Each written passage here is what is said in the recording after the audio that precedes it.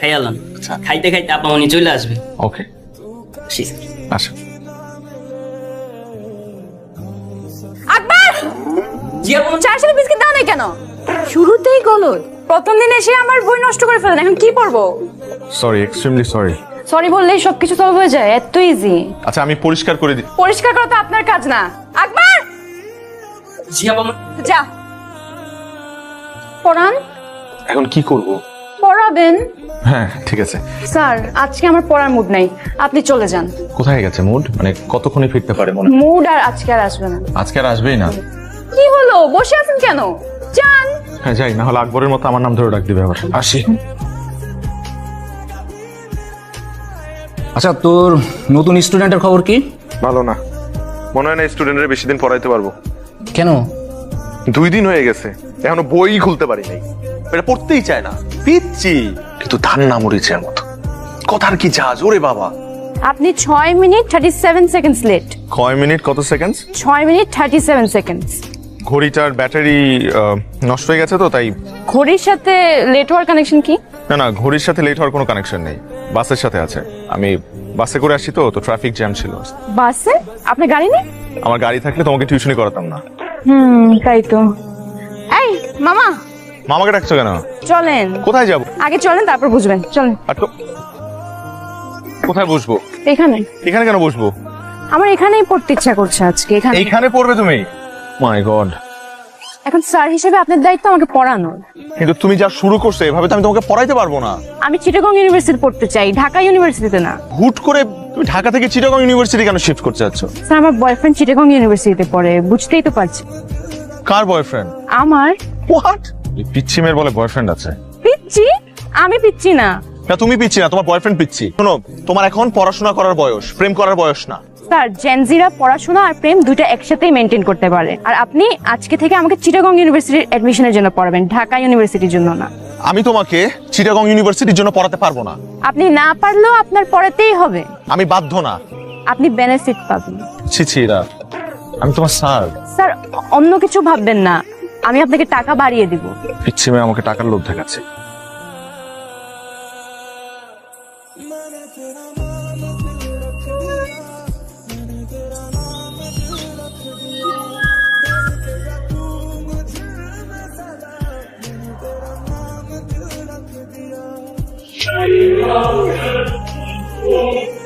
আগে দেখেন কোন একটা ভুল হচ্ছে। আর বল, কত বড় সাহস! পার্কে গিয়ে আমার মেয়েকে প্রেম নিবেদন করছে, কত বড় সাহস! এই তুমি কি, তুমি এই বাড়িতে টিউশনি করো, তুমি চাকরি করো আমাদের, তার মানে তুমি এই বাড়ির চাকর? তোমার মালিকের মেয়ের দিকে তাকাইছো, তোমার তো চোখ তুলে ফেলা উচিত। এই পুলিশে ফোন করো, পুলিশে ফোন করে ওকে ধরে দাও। ও আজকে আমার মেয়ের সাথে এরকম করছে, কালকে আরেকটা বাড়িতে গিয়ে করবে। ও যেন কোনো বাড়িতে টিউশনি করতে না পারে তার ব্যবস্থা করো। তুমি তো একদম ছোট লোকের বাচ্চা কোথাকার। প্লিজ আন্টি, আপনি আমার মা বাবাকে নিয়ে কিছু বলবেন না। খুব লাগতেছে না? এই, এই, তোমার কি ধান্দা ছিল যে এই ফ্যামিলিতে ঢুকে নিজের স্ট্যাটাসটাকে আপ করবা? ছি, ছি। ছি ছি। যাও, বেরো, যাও, গেট ক্লাস। আবার বসে আছে ছোট লোক কোথাকার। স্যার, জেনজিরা পড়াশোনা আর প্রেম দুইটা একসাথেই মেনটেন করতে পারে।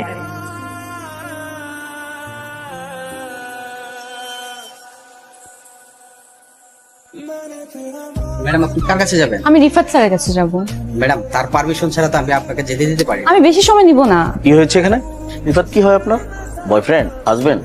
জি জি, হাজবেন্ড। তো রিফাতের ওয়াইফ, আপনি নিচে দাঁড়িয়ে আছেন কেন? আপনি উপরে যাবেন, আসেন। না না, আজকে না হয় না, আজ আপনি যদি ওকে একটু কষ্ট করে নিচে পাঠাতেন আমার জন্য খুবই ভালো হতো। ও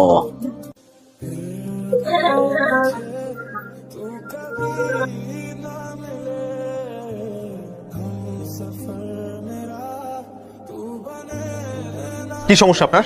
সমস্যা কি আপনার? আমাকে ফলো করতে করতে আমার অফিস পর্যন্ত চলে আসছেন, এখানে এসে সিন ক্রিয়েট করছেন কেন? প্রবলেম কি আপনার? I remember everything. এটা আমার কাজের জায়গা। এখানে এসে আপনি মিথ্যা কথা বলছেন, you are my wife, you are not my wife. আপনার সাথে আমার কোনো ধরনের সম্পর্ক নেই। আপনি আমার স্টুডেন্ট ছিলেন, দ্যাটস ইট। আগেও একবার আমার ক্ষতি করার চেষ্টা করেছিলেন, এখনো আবার ক্ষতি করার চেষ্টা করছেন। ওয়াই? আমি আপনার সাথে কোনো অন্যায় করেছি? কোনো কুপ্রস্তাব দিয়েছিলাম আপনাকে? না, দেইনি। কিন্তু আপনি উল্টা আমার ক্ষতি করার চেষ্টা করেছেন। আমার শুনতে হয়েছে আপনার মায়ের কাছ থেকে যে আমার ফ্যামিলি খারাপ, আমার বাবা মা খারাপ। সেদিন আমি কিচ্ছু বলি না, শুধুমাত্র আপনার দিকে তাকিয়ে, কারণ আমার মনে হচ্ছে আপনি ছোট মানুষ, আপনি হয়তো বা না বুঝে এই কাজটা করে ফেলেছেন। But not anymore. আমি এটা ছেড়ে আসছি, এখন আমি একটা নতুন লাইফ লিড করছি। প্লিজ এখানে আমাকে ডিস্টার্ব করবেন না। আমি কখনো আপনার সাথে আর দেখা করতে চাই না, কথা বলতে চাই না। প্লিজ দয়া করে আপনার এই চেহারাটা আমাকে কখনো আর দেখাবেন না, মনে থাকে যেন আপনার। কখনো আমি আর কখনো আপনার এই চেহারা দেখতে চাই না। তুই আর রিফাত নাকি পার্কে গেছিলি? কে বললো বাবা? আমাদের ড্রাইভার রফিক। কেন গেছিলি বল? এই যে চুপ করে আছে, কি গেছিলি কেন বল না? স্যার আমাকে পার্কে নিয়ে গিয়ে প্রপোজ করেছিল। আসসালামু আলাইকুম স্যার। ওয়ালাইকুম সালাম। স্যার একটা মিনিট দাঁড়ান স্যার, আপনার একটা পার্সেল আছে। স্যার কে দিল এটা? স্যার আপনার ওয়াইফ রেখে গেছে। আমার ওয়াইফ? জি স্যার।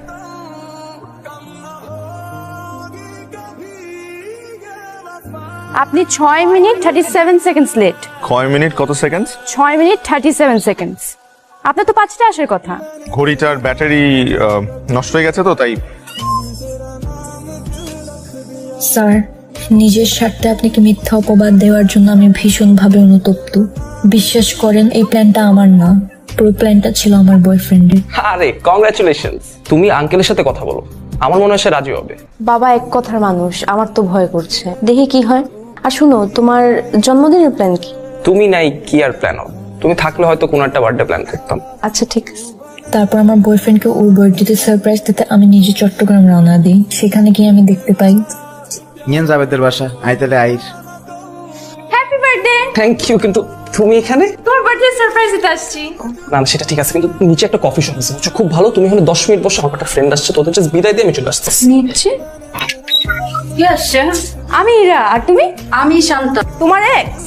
কে এক্স? আমি তোর প্রেজেন্ট গার্লফ্রেন্ড। তুমি প্রেজেন্ট গার্লফ্রেন্ড হলে আমি কি? প্লিজ 10 মিনিট নিচে ওয়েট করো, আমি পৌঁছি।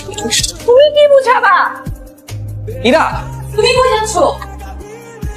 সেখান থেকে মন খারাপ করে যখন ঢাকার উদ্দেশ্যে ব্যাক করি, তারপর বাসা আসার পর অনেক দিন আমার মন খারাপ থাকে। কি রে, দুদিন ধরে দেখছি এরকম একলা একলা বসে থাকিস কেন সারাক্ষণ? নে খাবার নিয়ে আসছি, খা। না খাবো। কি হলো তোর, কেন খাবি না? আরে খা, খেয়ে নে, খেয়ে নে। খাবো না, যাও না। আশ্চর্য। মন খারাপের মাঝে একদিন ফেসবুক স্ক্রল করতে গিয়ে দেখতে পাই আপনাকে টিউশন মিডিয়া থেকে ব্যান করা হয়েছে। সেটি দেখার পর নিজেকে আরো বড় অপরাধী মনে হতে থাকে। তারপর টিউশন মিডিয়াতে যাই, গিয়ে ওদেরকে সত্যটা বলি। বিশ্বাস করেন, এখানে রিফাত স্যারের কোনো দোষ নেই, সব দোষ আমার। I am very sorry about everything. শিক্ষকতা একটি মহান পেশা। আপনাদের মতো কিছু মানুষের ভুলের কারণে আজ মেধাবী শিক্ষার্থীরা এই পেশা থেকে দূরে সরে যাচ্ছে। চিরং ইউনিভার্সিটিতে ভর্তি হতে চেয়েছিলে কেন? আমার অনেক ইচ্ছা ছিল চিটাগং ইউনিভার্সিটিতে পড়ার। তো আমাদের বলিস না কেন? আমি অনেকবার ট্রাই করেছি বলার, কিন্তু তোমরা তো কখনো বুঝোনি। তাই বলে ইফাতের নামে একটা মিথ্যা অপবাদ দিয়ে ওকে ছোট করবা? তুমি জানো রিফাতকে যে এজেন্সি থেকে আমরা হায়ার করছিলাম, তারা ফোন করে আমাকে অপমান করছে। বারবার জানতে যাচ্ছে রিজনটা কেন করলো এরকম। অ্যান্সার করো। তোমাদের একটা সমস্যা কি জানো, যে কোনো একটা ঝামেলার মধ্যে পড়লে জাস্ট সাইলেন্ট হয়ে থাকো। আর এই যে তুমি, হ্যাঁ, তোমার আজকারা পেয়ে পেয়ে ওরা সবাই এখন যে যার মতো ইচ্ছা তাই করছে। শোনো, আমার একটা ক্লিয়ার কথা বলে দেই, এই মেয়ে ঢাকা ইউনিভার্সিটিতে পড়তে হবে। আর যদি ঢাকা ইউনিভার্সিটিতে চান্স না পায়, তাহলে ওই যে বাসা পাশে ডিগ্রি কলেজ আছে ওইখানে পড়বে। দিস ইজ ফাইনাল, ওকে? বাবার কথা অনুযায়ী ঢাকা ইউনিভার্সিটির এডমিশন টেস্টের জন্য পড়াশোনা স্টার্ট করি। পড়াশোনার ফাঁকে ফাঁকে আপনাকে ফোনে ট্রাই করি। এর একটা কথা মনে রাখবে, পড়ালেখা মানে জীবনের জন্য প্রস্তুতি গ্রহণ করা নয়। এমন ভাবে পড়ো যেন পড়ালেখাই তোমার জীবন হয়ে ওঠে। আপনার দেওয়া উপদেশটা মেনে আমি ঢাকা ইউনিভার্সিটিতে চান্স পেয়েছি। বিশ্বাস করেন স্যার, সেদিন হঠাৎ করে বাসের জানালায় আপনাকে দেখি। এরপর থেকে ফলো করা শুরু করি। আপনাকে বিরক্ত করার কোনো ইচ্ছেই ছিল না আমার। আমি শুধু আপনার কাছে ক্ষমা চাইতে চেয়েছি। এই জন্য কয়েকদিন ধরে আপনাকে বিরক্ত করেছি। আমি কথা দিচ্ছি স্যার, আপনি আমাকে ক্ষমা করে দিলে আমি আর কোনোদিন আপনার সামনে আসবো না বা বিরক্ত করব না। আপনি যদি আমাকে ক্ষমা করে দেন, তাহলে আগামীকাল বিকেলে আপনার সাথে আমি দেখা করতে চাই। তুমি আমাকে বলেছিলে যে আমি তোমাকে ক্ষমা করে দিলে তুমি আমার আশপাশে থাকবে না কখনো। জি। আর যদি ক্ষমা না করি? তাহলে পাশে পাশে থাকবো। কতদিন? সারা জীবন। Is it a promise? More than a promise.